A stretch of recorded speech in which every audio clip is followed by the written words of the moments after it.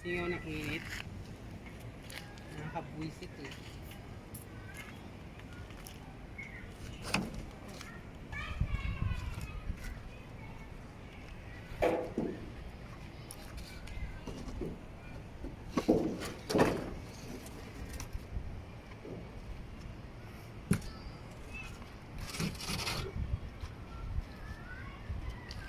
Alin ang ano, Nick? Tinanggal mo?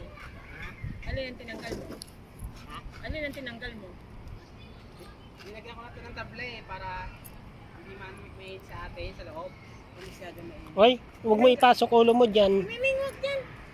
Hindi ka na makalabas. Sige. Lalagyan namin yung ano dyan.